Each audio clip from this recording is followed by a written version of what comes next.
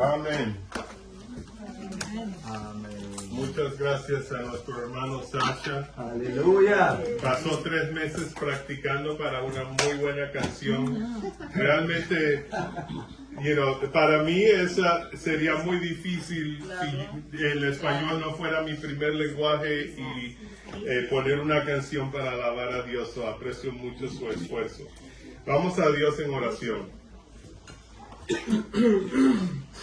Querido Padre, Señor, venimos a ti con nuestra cabeza en bajo, Señor, trayéndote honor y gloria, Señor, respeto. Nos sometemos a tu voluntad, Padre. Te pedimos por los corazones de todos nosotros aquí presentes, los corazones de los que no están aquí, Señor, los corazones de los que van a ver esta prédica por video, Señor, de que tu palabra se mueva poderosamente en todos nuestros corazones y en nuestra mente, Señor, y que podamos conectarnos contigo y entender cuál es tu voluntad, Padre. Ayúdanos a ser obedientes, ayúdanos a ser los discípulos que tú nos llamas a ser, Padre Santo. Habla por medio de mí, Señor, y que tu palabra sea clara, Señor. En el nombre de Jesús oramos todo esto. Amén. Amén. Vamos a ir al libro de Primera de Pedro, capítulo 1. Le estaba estudiando Primera de Pedro, no es mi primera vez estudiándolo, pero es muy animante lo que vimos ahí. Quiero hacer es un sermón, pero lo quiero hacer en una forma de que podamos entender la idea del libro de Primera de Pedro. La carta fue escrita por el apóstol Pedro, más o menos en el año 64-65, son más o menos 30 años después que Cristo fue crucificado, ¿verdad? No ha pasado mucho tiempo.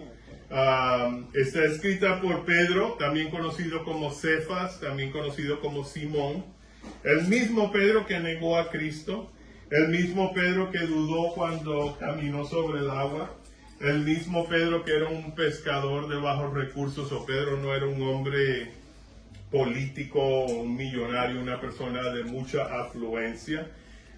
Pedro es el mismo Pedro el cual Cristo ayudó a su suegra a recuperarse, que estaba muy, muy enferma. La carta es dirigida hacia peregrinos. La palabra peregrino, interesante porque Diana estaba hablando de eso y ella y yo ni siquiera hablamos de lo que yo iba a compartir. Pero peregrinos, ¿verdad? En este punto de vista, peregrino es una persona que está viajando por el mundo, digamos, tiene rumbo pero no tiene destinación. El peregrino está buscando a dónde va a ser su hogar, ¿verdad? La carta va dirigida hacia los peregrinos, a los discípulos de Cristo, en una región donde hay muchos retos para los que están tratando de avanzar el mensaje del Evangelio. Piensa eso, la carta está dirigida hacia discípulos que están viajando de pueblo en pueblo. No es una persona, no está dirigida a la iglesia de Roma o a la iglesia sino a los discípulos que están viajando de pueblo en pueblo, avanzando el mensaje de Dios. ¿Ok? Ellos no fueron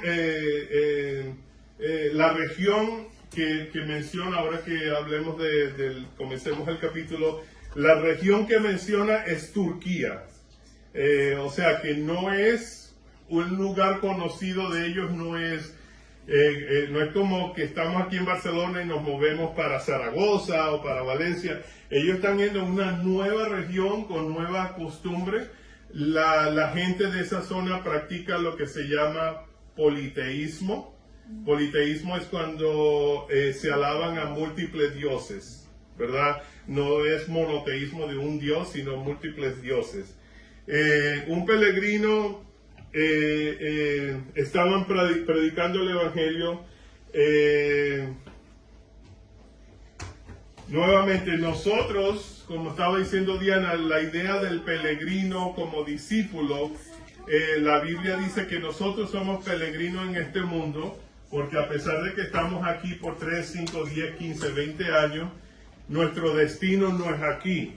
So, cuando uno es peregrino, y muchos de ustedes quizás se pueden relacionar con esa idea, porque nos hemos mudado, ¿verdad? Nos mudamos de Rusia, nos mudamos a Estados Unidos, nos mudamos de Colombia, de Venezuela, ¿verdad? Como que sabemos que al mudarnos tenemos 1.000.000 de cosas, pero nada más tenemos 1 o 2 maletas para meter esas cositas, ¿verdad? Sí.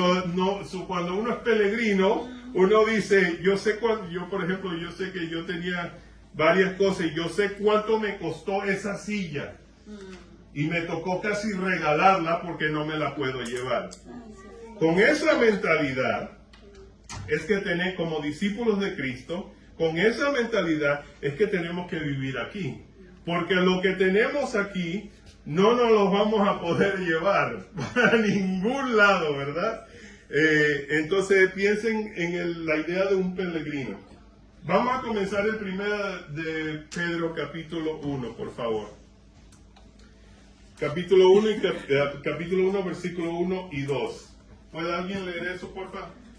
Dice: Pedro, apóstol de Jesucristo, saluda a los que viven esparcidos fuera de su patria, en las provincias de Ponto, Galacia, Capadocia, Asia y Bitinia, a quienes Dios el Padre había escogido anteriormente, conforme a su propósito, por medio del Espíritu, los ha santificado a ustedes para que lo obedezcan y sean purificados con la sangre de Jesucristo, reciban abundancia de gracia y de paz. Amén.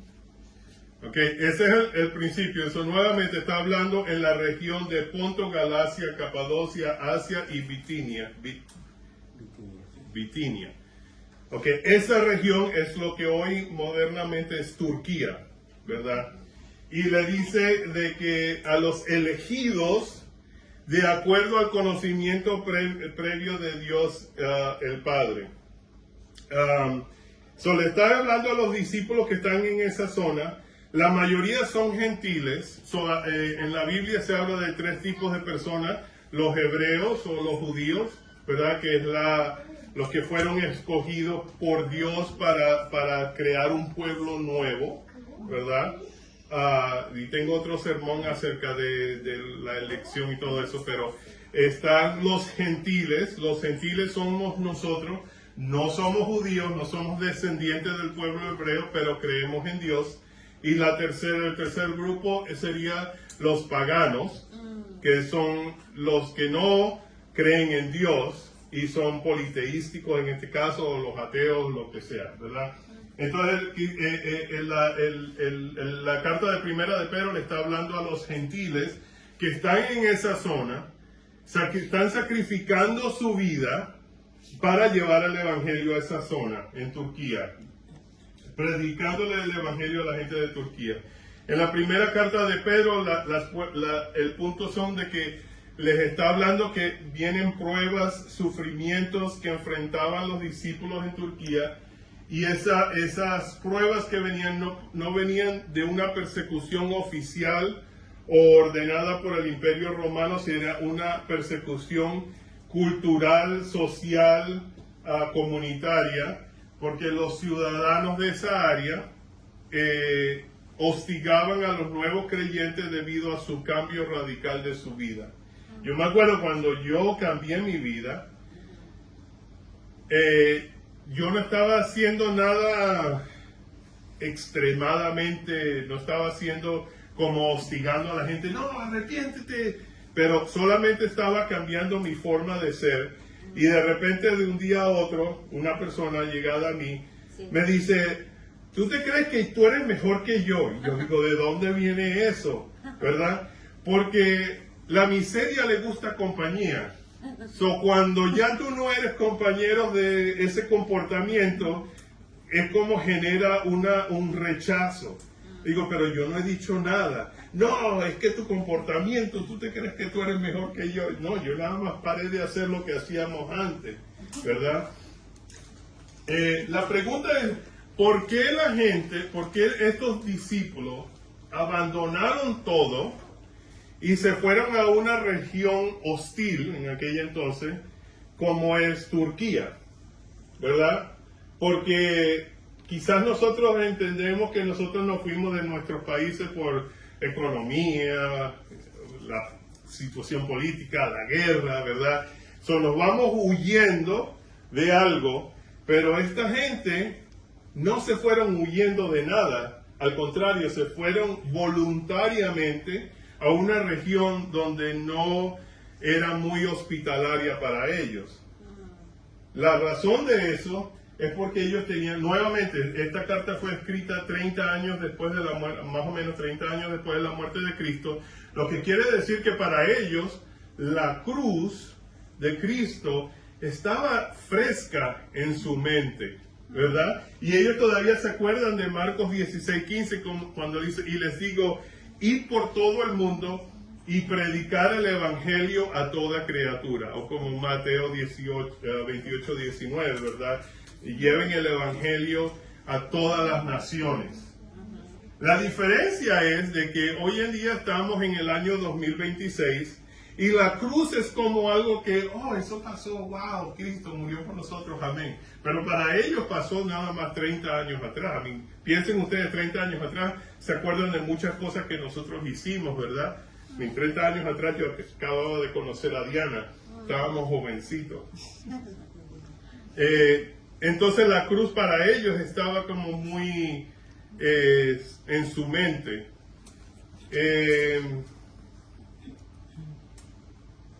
Mi primer punto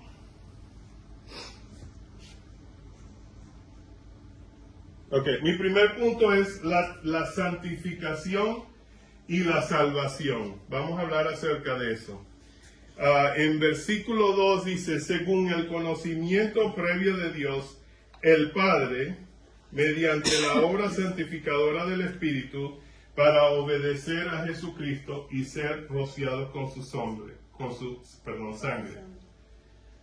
La obra de santificación del Espíritu Santo, escuchen esto clarito, esa obra es un proceso continuo, el cual lo usa Dios para transformar nuestras vidas y nos hace más y más como Cristo. Y el propósito es de ayudarnos a obedecer para que nosotros reflejemos el carácter de Cristo. Entonces, cuando ustedes piensen acerca de la santificación no es un proceso que pasa un día, sino todos los días, poco a poco. Y Dios lo usa, ese proceso de santificación, para que nosotros seamos más como Cristo. ¿Ok? La semana pasada Sasha estaba compartiendo una escritura y la prédica de Sasha era acerca de Filipenses 2. ¿Alguien me puede decir qué dice Filipenses 2 en sumario?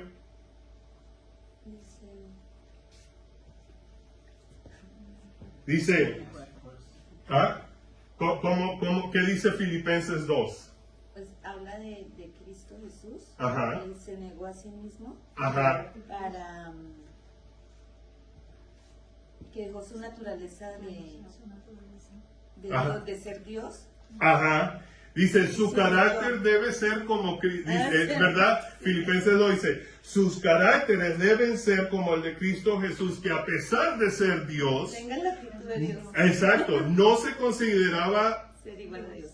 digno de ser como Dios. Y se hizo sumiso a la muerte hasta la cruz. Estoy cortando pedacitos, ¿verdad? Pero el punto es eso, de que si el proceso de santificación es para que nuestro carácter sea como Cristo, y el carácter de Cristo es que, a pesar de que Cristo era Dios, no se consideró Dios. Sin embargo, mi carácter es más como que, tú no sabes quién soy yo, para que tú me vengas a hablar a mí así. O es como que yo me doy más importancia que Cristo Jesús, ¿verdad? La idea es de que Dios, por medio de su Espíritu Santo, el cual habita en sus discípulos, el Espíritu, ¿se acuerdan en Hechos 2? El Espíritu Santo es un regalo que recibimos después del arrepentimiento y el bautismo. como parte de nuestro compromiso en nuestra relación con Dios, Hechos 2, no nos está transformando diariamente a cambiar nuestro carácter, a parecernos más a Cristo. Esa es la santificación, el proceso de santificación. ¿Y cómo hace Dios esto? Bueno, si vemos en Primera de Pedro, todo lo que esa gente pasó, ¿verdad? Entonces dice, la pregunta que yo me hago, yo me miro a mí, y los invito a que ustedes se vean ustedes hoy, y piensen, el carácter mío de la semana pasada, ¿se pareció más a Cristo o se pareció más a mí? Y ¿cómo estoy yo cambiando? A veces cuando pensamos, bueno, yo antes de hacerme discípulo, yo, William Mojica, yo era un borracho, mi vocabulario era muy esparso en palabras obscenas, o sea, decía muchas vulgaridades, era muy loco en general. Pero el punto es de que a veces decimos, bueno, eso fue antes de Cristo, pero después que me hice discípulo, pero ven acá, yo llevo 27 años siendo discípulo, y si la santificación es constante, ¿qué tan diferente soy yo de la semana pasada? Porque el Espíritu Santo está trabajando en nosotros constantemente para hacernos más como Filipenses 2, el carácter de Jesús. ¿Tiene sentido lo que estoy diciendo? Porque estoy tirando mucha información. Ok. So, el punto es, tenemos que mirarnos, porque si yo estoy siendo el mismo de la semana pasada y el mes pasado y del año pasado, y estoy aquí y no estoy cambiando, y quizás tenemos que preguntarle a Dios, Dios, ayúdame a ser como Cristo, ¿qué tengo que cambiar? A veces Diana me ayuda sin yo pedirle ayuda. Ella me aconseja, me comparte, me dice, oye, buena hermana. ¿verdad? Pero si no tenemos a alguien que te comparta, o si alguien te comparte, ¿cuál es tu actitud? Tu actitud es, tú no sabes a quién le estás hablando, tú no sabes lo que yo estoy pasando, ¿verdad? A veces tenemos que ser humildes como Cristo y escuchar por qué esta persona quizás está errada, pero a veces nosotros podemos ver algo que otras personas pueden ver algo en nosotros que nosotros no podemos ver. Y necesitamos ser diligentes en cómo vamos a santificarnos, ¿verdad?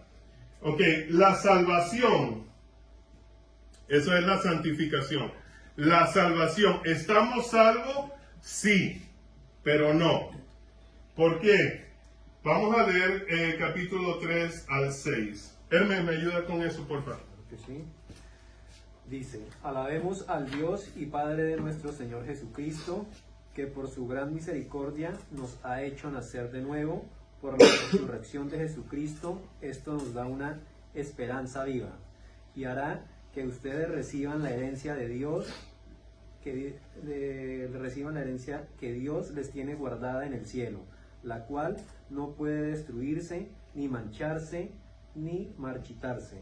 Por la fe que ustedes tienen en Dios, Él los protege con su poder para que alcancen la salvación que tiene preparada, la cual dará a conocer en los tiempos últimos.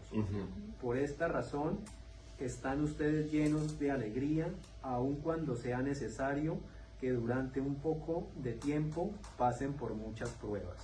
Amén. Ok, nuevamente, esta escritura le está hablando a los discípulos que están en Turquía y están pasando por situaciones difíciles, ¿verdad? Difíciles a causa del Evangelio, ¿verdad? Y le dice de que ustedes tienen una esperanza viva, ¿verdad? Y le dice de que a quienes Dios protege mediante la fe hasta que llegue la salvación que se va a revelar en los últimos tiempos, ¿verdad? ellos, ¿estamos salvos? Sí, pero no, todavía no. En la forma más simple en que yo lo pienso es como imagínense que ustedes están en el mar profundo y se caen de un bote y no saben nadar, no son como Luca o como Micael que nadan bien, ¿verdad? Y se están ahogando y llega un socorrista y se mete a sacarlo, a ayudarlo a que no se ahoguen, ¿verdad? El socorrista lo saca del agua, lo ayuda y él va nadando para tratar de sacarlo del agua. ¿Lo salvó el socorrista? Sí, pero la salvación no llega hasta que estén en tierra firme, o si es que usted no se pone a pelear con el socorrista y se mete de nuevo al agua voluntariamente y se comienza a ahogar de nuevo. ¿Entienden lo que estoy diciendo? Es como que estamos salvos, sí, pero estamos esperando en la salvación que se va a revelar en los últimos tiempos. Y mientras tanto tenemos que tener esa fe para mantenernos a flote, para no hundirnos, ¿verdad? Sí. Pero a veces nosotros mismos se nos olvida. Lo interesante aquí que dice que Dios nos protege mediante nuestra fe hasta que llegue al final. Yo me puse a pensar ¿esto es verdad o es mentira? No. Porque si dice de que en versículo 5, a quienes el poder de Dios protege mediante la fe, hasta que llegue la salvación. Pero ven acá, la gente que está en Turquía, en esta escritura, están siendo atacados, algunos han sido ejecutados, ¿verdad? Pedro lo mataron boca abajo, ¿verdad? A Tomás lo atravesaron, en la forma, se dice de que Dios los protege o nos protege mediante la fe. ¿Qué fue? ¿No tenían fe? Sí tenían fe. Es que a veces leemos algo y lo vemos desde el punto de vista humano, ¿verdad? Y quiero que entendamos esto como estábamos hablando la semana pasada. Todos, absolutamente todos los que estamos vivos, nos vamos a morir. La fe que dice aquí, dice, el poder de Dios nos protege mediante la fe, nos protege espiritualmente. No de que no nos vayan a atacar, no de que no nos vayan a calumniar, ofender, hacer daño. Hay muchos cristianos que están en la India, están en Arabia Saudita, Sudán. Yo conozco discípulos que dirigen la región de Sudán y me han dicho historias que son conmovedoras. Y yo me pregunto, wow, estas personas que están en esta área tienen mucha más fe que yo. Porque para ellos el convertirse en un cristiano es como muerte segura, ¿verdad? Pero si aquí dice que Dios los va a proteger mediante la fe, pero la protección que yo pienso es protección física o protección de que no me vayan a calumniar, atacar, decir, ofender, pero la protección que Dios habla es una protección espiritual, porque luego dice hasta que llegue la salvación que se ha de revelar en los últimos tiempos. Y yo no sé cuántos más años de vida tengo, pero yo tengo esa esperanza viva, esa fe, y yo quiero llegar a la salvación, ¿verdad?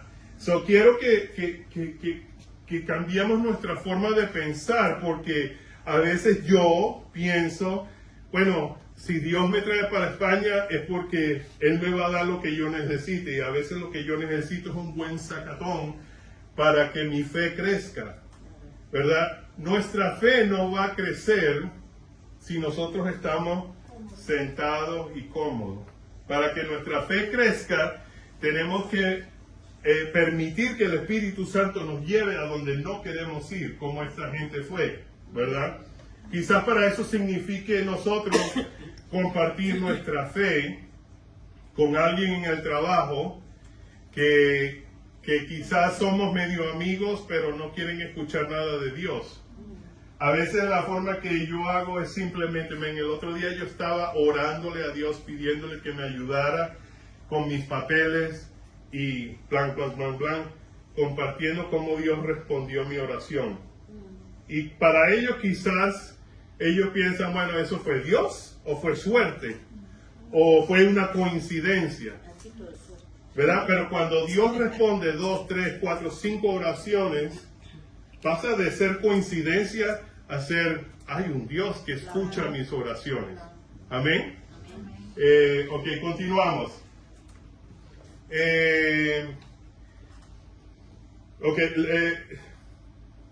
La muerte no es lo final.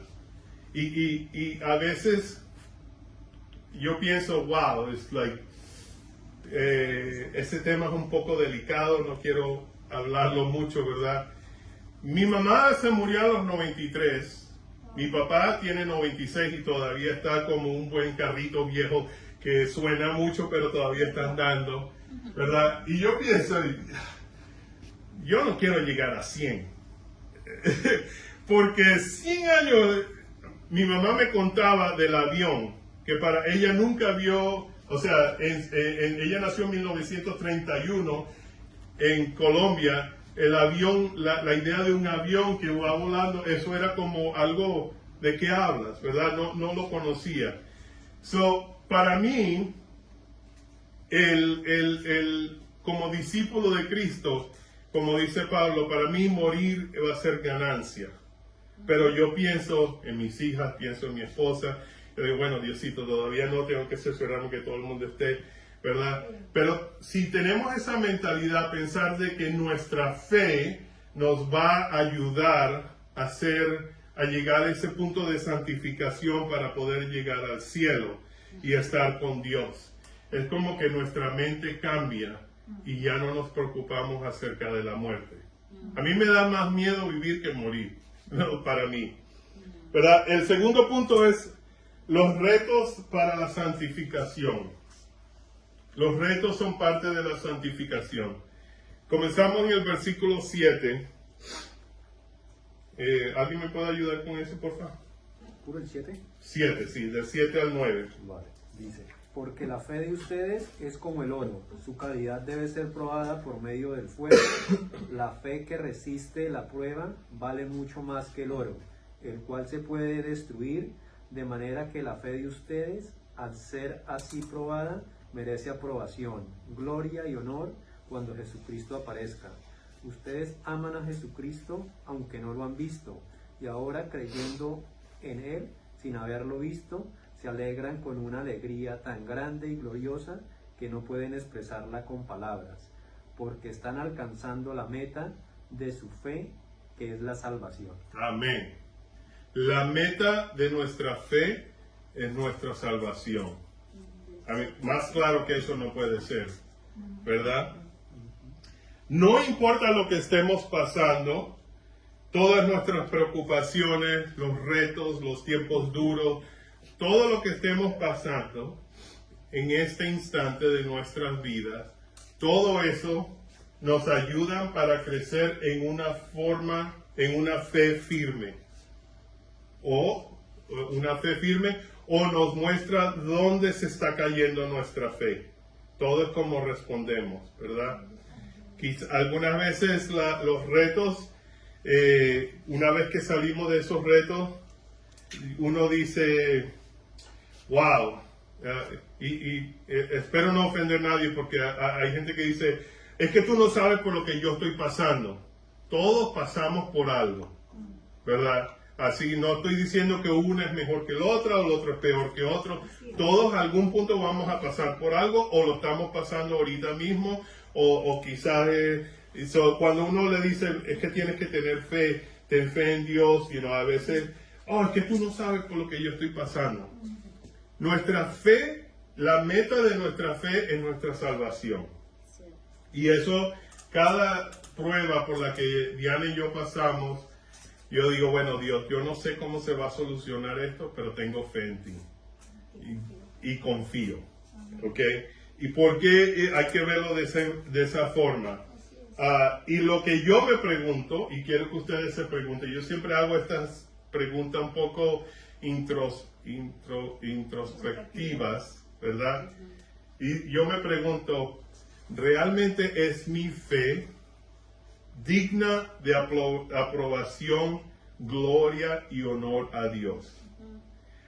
Leyendo las escrituras, cuando yo estaba poniendo este sermón, yo estaba pensando, ay Diosito, yo quiero que mi fe sea digna de aprobación, de gloria y honor a ti. Pero tú sabes lo que tú estás preguntando. Es difícil.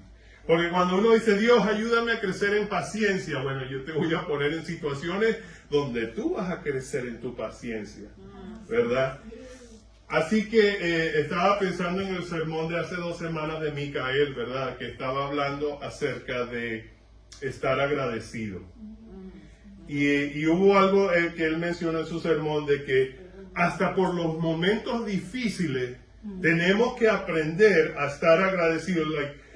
Gracias, mi Dios, de que estoy pasando por este momento. Y comencé yo a decirle a Dios, gracias, mi Dios, por todos los momentos difíciles, porque esos momentos difíciles me han ayudado a crecer en una fe que es digna de aprobación, gloria y honor a Dios. No a mí, a Dios.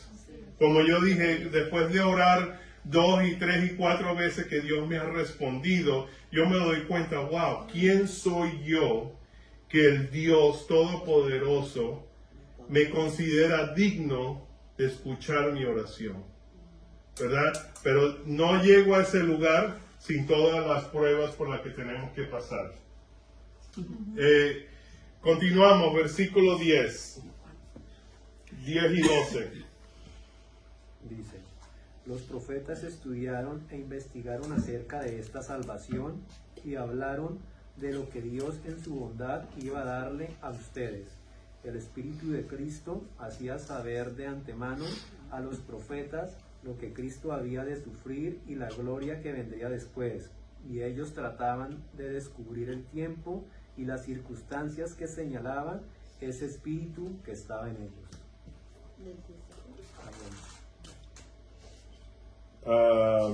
12 también. Dice, pero Dios les hizo saber que lo que ellos anunciaban no era para ellos mismos, sino para bien de ustedes. Ahora pues, esto es lo que les ha sido anunciado por los mismos que les predicaron el Evangelio con el poder del Espíritu Santo, que ha venido enviando del cielo. Estas son cosas que los ángeles mismos quisieran contemplar. Amén. ¿No encuentran eso como animante de que hasta los mismos ángeles, querían contemplar esas cosas? Porque hoy en día estamos viviendo algo, vean Isaías 53, Salmos 22, Isaías 7, hasta en Génesis, hablan de que va a venir un Cristo Redentor, una salvación, y toda esta gente vivían, dice aquí las Escrituras, con una expectativa, y los profetas anunciaban la gracia reservada para ustedes. Ustedes son los discípulos que están en Turquía, pero también nosotros hoy en día. Imagínense eso de que para ellos leer la Biblia, nadie tenía Biblia. Tenían que ir a una sinagoga para poder escuchar la palabra, oye, llegó carta de Pedro, y llegaban todos los discípulos a tiempo, no llegaban tarde, porque no se querían perder la lectura de la carta de Pedro que acababa de llegar, que trajo, se me olvidó el hermano que la llevó, pero llegó una carta del apóstol Pedro y decía, yo Pedro, apóstol de Jesucristo. ¡Wow! Un apóstol nos mandó. Esa era la única forma de ellos estudiar la palabra. y llegaban y escuchaban y no se perdían lo que decían. Oye, escuchaste lo que dijo Pedro, como que animante, está hablando de Cristo, el mismo Cristo de hace 30 años. Hoy en día tenemos el Bible App, tenemos el audio, tenemos YouTube, tenemos Biblia en inglés, francés, español, castellano, catalán. Tenemos libros que nos explican, diccionarios, libros de historia que nos explican las diferencias entre el hebreo y el arameico y todas estas cosas. Pero no tenemos tiempo para leer la Biblia porque tengo que ir a trabajar o no me paré temprano, tengo flojera o estoy viendo Instagram. Como que no le damos importancia. Sin embargo, esto era algo que hasta los ángeles añoraban poder entender y poder ver. Y los profetas de antes hablaban de cosas, es como, nuevamente me adelanté con lo de mi mamá.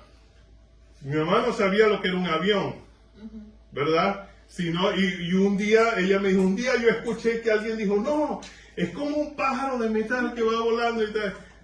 Para mí es como inaudito, yo viajo en avión a cada rato, ¿verdad? Pero para ella, cuando la primera vez que escuchó de un avión, ¡wow! ¡Qué increíble!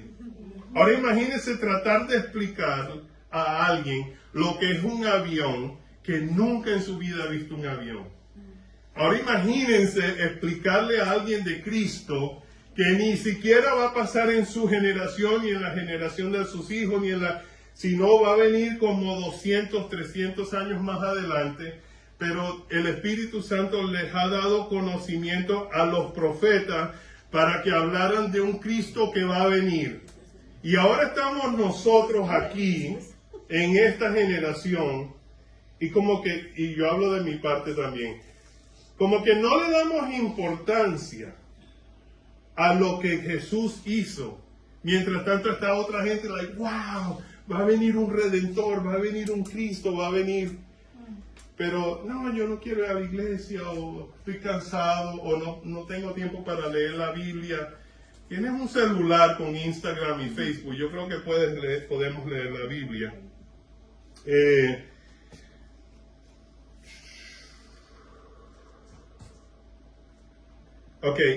Continuamos. Versículo 13.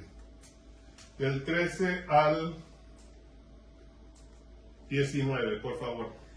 Dice, por esto estén preparados y usen de su buen juicio, pongan toda su esperanza en lo que Dios en su bondad les va a dar cuando Jesucristo aparezca. Como hijos obedientes, no vivan conforme a los deseos que tenían antes de conocer a Dios. Al contrario, vivan de una manera completamente santa, porque Dios que los llamó es santo. Pues la Escritura dice, sean ustedes santos, porque yo soy santo. Si ustedes llaman Padre a Dios, que juzga a cada uno según sus hechos y sin parcialidad, deben mostrarle reverencia durante todo el tiempo que vivan en este mundo, pues Dios los ha rescatado a ustedes de la vida sin sentido que heredaron de sus antepasados, y ustedes saben muy bien que el costo de este rescate no se pagó con cosas corruptibles como el oro o la plata, sino con la sangre preciosa de Cristo, que fue ofrecido en sacrificio como un cordero sin defecto ni mancha. Gracias. Amén. El título en versículo 13, arribita, en la versión NBI, dice, sean santos, ¿verdad? Eso de sean santos es el equivalente a la santificación, como déjense ser santificados, ¿verdad? El tema de la primera carta de Pedro es, él no está corrigiendo como diciendo, oh, ustedes están en inmoralidad sexual, paren de hacer eso, no. El tema de la primera carta de Pedro es una carta para decirle a los discípulos que están en Turquía cómo deben comportarse, ¿verdad? Y para animarlos a que continúen avanzando el Evangelio. En versículo 13 dice, por eso dispónganse para actuar con inteligencia. Tengan dominio propio y pongan su esperanza completamente en la gracia que se les dará cuando se revele Jesucristo. Como hijos obedientes, no se amolden a los malos deseos que tenían antes cuando vivían en la ignorancia. ¿Verdad? Versículo 13. Quiero hacer énfasis en la palabra dominio propio. Dominio propio. ¿Verdad? El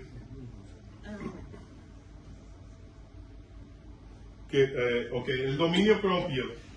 Eso habla de lo que pensamos, de lo que decimos, de lo que hacemos, cómo nos comportamos, de lo que tomamos, de lo que bebemos, de lo que comemos, cómo nos vestimos. Dominio propio.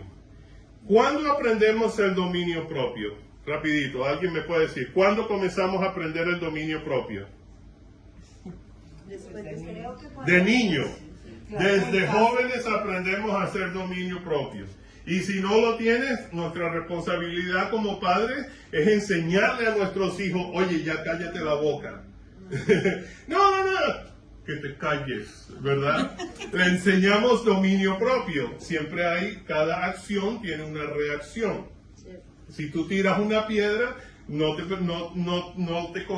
quejes cuando la piedra te caiga encima, ¿verdad? Acción, reacción. La importancia del dominio propio, si no tenemos dominio propio, dice que no podemos ser santos. Yo tengo un sermón completo acerca de la razón y la importancia del dominio propio. En el libro de Santiago dice de que que el pecado viene cuando tú te dejas arrastrar por tus propios deseos y cuando ese deseo te engancha. La palabra que usa en la Biblia es como que un pescado cuando te engancha y te jalan y tienes el gancho metido en la boca y te está jalando porque tus deseos te arrastran, ¿verdad? Satanás no tiene que convencer a nadie, porque lo que nos hace caer es porque Satanás usa tus propios deseos, que te agarra y te engancha y te arrastra, y cuando ese pecado crece, se convierte en pecado, y cuando el pecado está completamente, no sé en español, pero es como que un embarazo. Yo siempre pienso en un embarazo. Cuando el pecado está completamente lleno y da luz a muerte. ¿Por qué? Porque nos dejamos, todo comenzó con un pensamiento, una acción, la falta del dominio propio, ¿verdad? La importancia de enseñar y de practicar el dominio propio, dice, como hijos obedientes no se amolden a los malos deseos que tenían antes cuando vivían en ignorancia. Puede ser tan simple como que déjame y duermo una hora más. Y que ese es mi reto. A veces el perro está que tengo que salir y yo no quiero pararme, ¿verdad? Me toca pararme. Pero una vez que yo me paro y saco el perro, comienzo yo a orar. Y lo primero que hago cuando me despierto, santo, santo, santo eres tú, mi Dios todopoderoso. Y comienzo como a cambiar mi mente. Y el día que no lo hago, que comienza como mis deseos, déjame chequear Instagram, o mira, recibí un correo. No tiene que ser Instagram, a veces es cuestión de negocio. Recibí un correo durante la noche y estoy revisando el correo y ya estoy respondiendo y yo digo, no, Dios primero, ¿verdad? Dominio propio, esperanza completa, seamos santos, temor reverente. Versículo 17.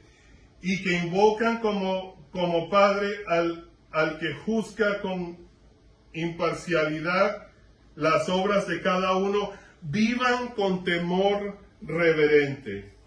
El punto de temor reverente no significa miedo, sino respeto.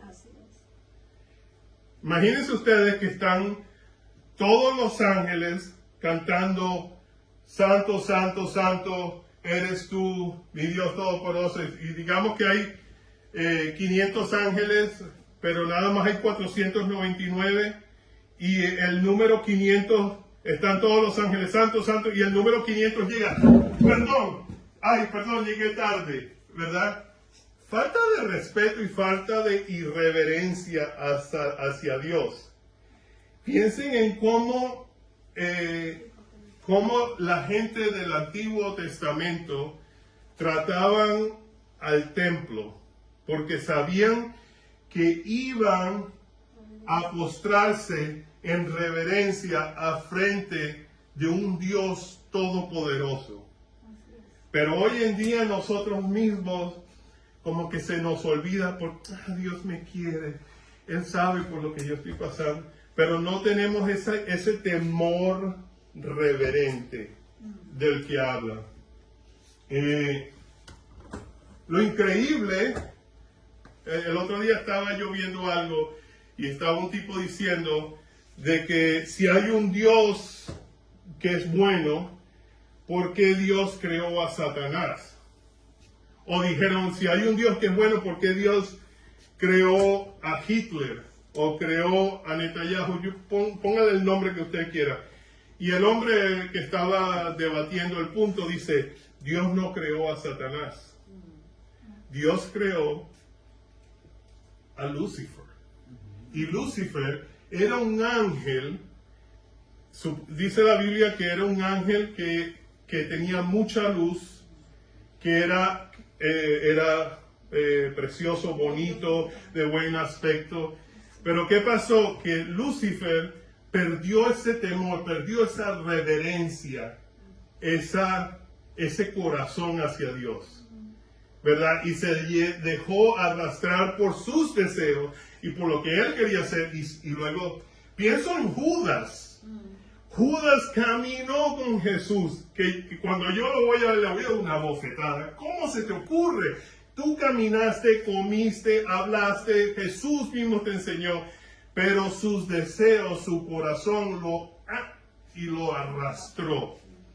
Ahora, si le pasó a Judas, si le pasó a Lucifer, si le pasó a muchas más personas, hay gente que me viene a la mente, gente que yo estimo mucho, que yo aprecio, gente que eran tremendos hombres de Dios y se han caído por sus deseos, por X, Y, C motivo, no importa. El punto es de que nos puede pasar si nosotros perdemos esa reverencia, ese temor reverente hacia nuestro Dios. Y el punto aquí nuevamente le está hablando a los discípulos que están predicando el Evangelio en Turquía y dice, no se olviden de tener ese temor reverente hacia Dios. Dice que fuimos versículo 18, como bien saben, ustedes fueron rescatados de la vida absurda que heredaron de sus antepasados. Okay, el punto aquí de la vida absurda que fueron rescatados, muchos de ellos venían de una cultura politeística, quieren decir de que sus padres, sus madres, sus tíos, primos, sobrinos, todos estaban alabando un sistema de politeístico, alabando a muchos dioses, ¿verdad?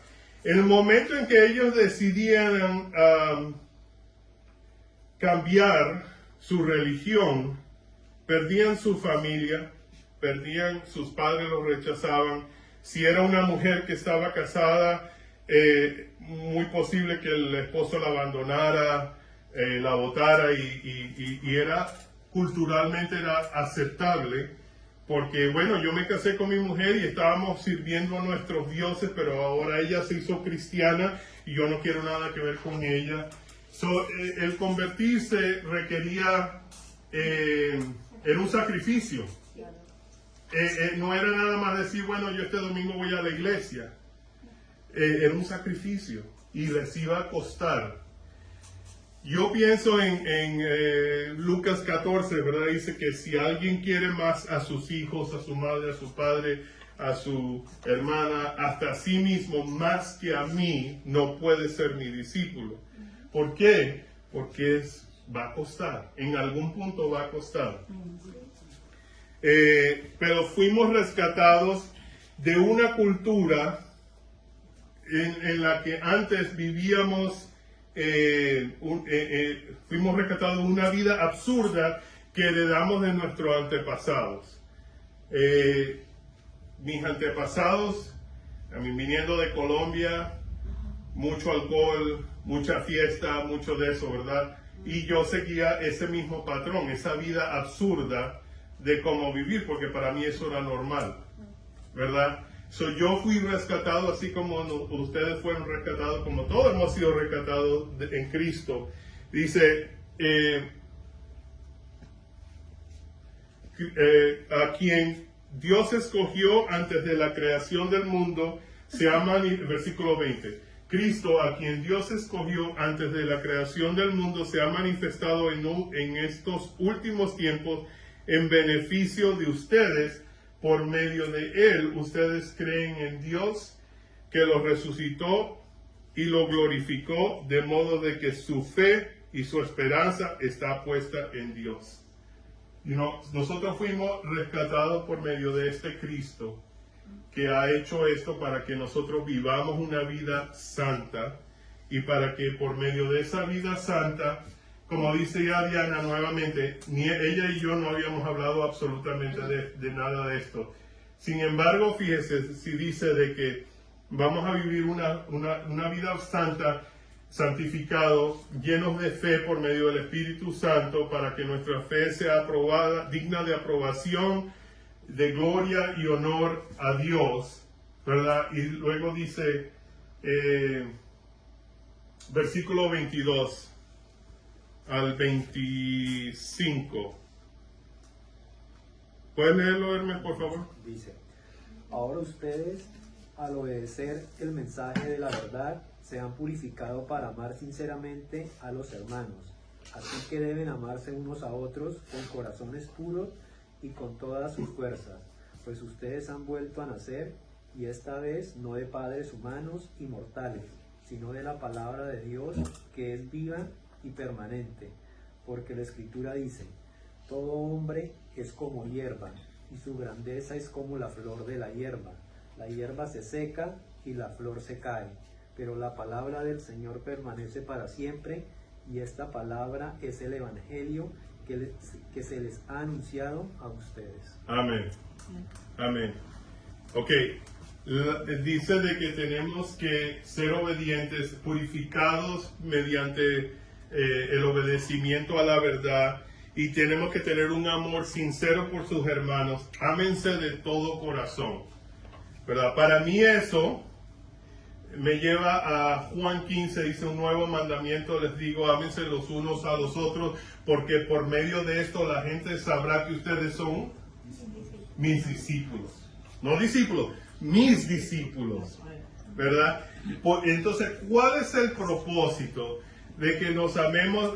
Nuevamente, Diana lo dijo clarito, ¿verdad? Que venimos aquí, nos sentimos con nuestros hermanos, sentimos de que podemos venir y relajarnos, contar nuestras situaciones. Estamos orando por la hermana de Sasha, ayunando y orando, pidiéndole a Dios. Estamos orando por la familia de Eli, estamos orando por la familia, estamos orando por Micael y yo le pido a Dios como si fuera mi problema, ¿verdad? Lo siento, ay Dios mío, yo me imagino lo que está pasando, por favor mi Dios, ¿verdad? Eso es el amor de los unos por los otros, ¿verdad? Por la situación de Hermes con su esposa, que gracias a Dios todos y cada uno orando. Por eso es que a mí me gusta la iglesia pequeña, porque llegamos a conocernos de una manera íntima, ¿verdad? Conozco tu situación, por lo que estás pasando, te quiero mucho, ¿en qué puedo ayudarte? Vamos a orar, voy a ayunar, ¿verdad? Por medio de eso la gente sabrá que ustedes son mis discípulos. Y el propósito de eso es que la gente pueda ver, wow, hay algo diferente en la iglesia de Micael. Hay algo diferente en la iglesia donde va William. Porque la gente se conoce y la gente ora realmente uno por los otros y ayunan. Yo ni ayuno por mí mismo, yo tengo hambre, yo voy a comer. Pero yo estoy ayunando, ¿entiendes? Comienza la gente a ver, ¿por qué se aman tanto? Y comienzan a ver el valor del Evangelio, ¿verdad? Porque no es por mí ni por Micael, sino es por Jesús.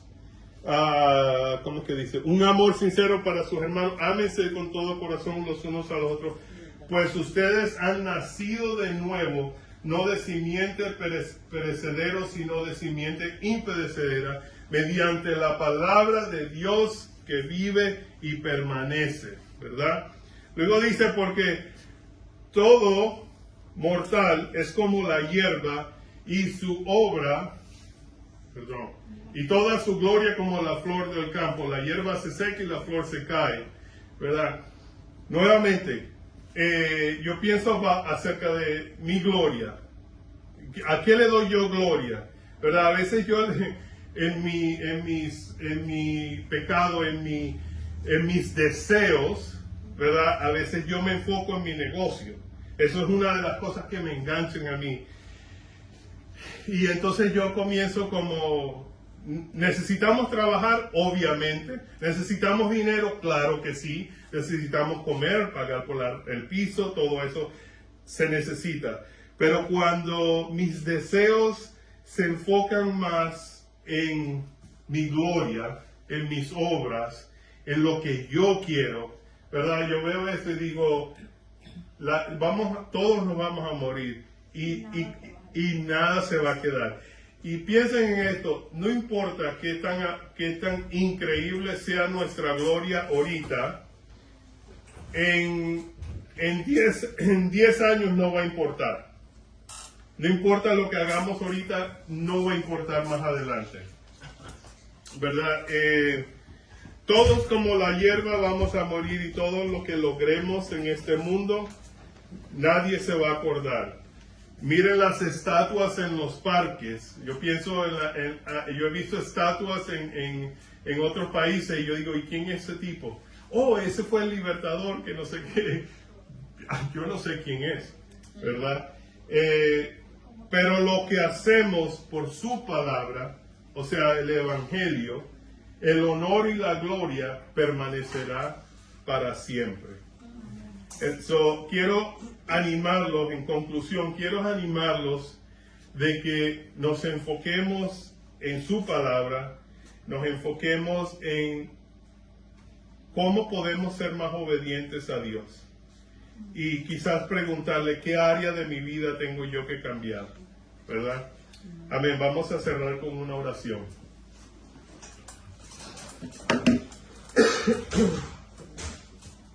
Señor Todopoderoso, queremos darte gracias por la carta de Pedro, Señor, por su ánimo, por cómo nos llama a que tengamos una fe que sea digna de aprobación de ti, Señor. Una fe que nos lleve a traerte honor y gloria, Señor. Padre, ayúdanos a crecer en nuestra relación contigo. Ayúdanos a crecer en nuestra relación con cada uno de nosotros, Señor. Gracias por los ejemplos de la Biblia de los discípulos que fueron compartiendo el Evangelio, Señor, para traerte honor y gloria a ti, Padre. Padre, yo sé que estamos aquí en España, no sabemos qué, cómo, cuándo, dónde, no sabemos ni cómo entrar, pero Padre, te pedimos que nos pongas con gente que esté tratando de llegar a conocerte, Padre, y que tu Espíritu Santo nos guíe y nos ayudes a tener las palabras y cómo decirlo y cómo hacerlo, Señor. Yo sé que es difícil y a veces no sabemos qué decir o qué hacer, Padre, pero sabemos que tú estás en control y tu Espíritu Santo nos puede usar, Padre. Padre, te damos gracias por este día, te damos gracias por tu amor, tu paciencia y más que todo te damos gracias por Cristo. En el nombre de Jesús oramos todo esto. Amén. Amén.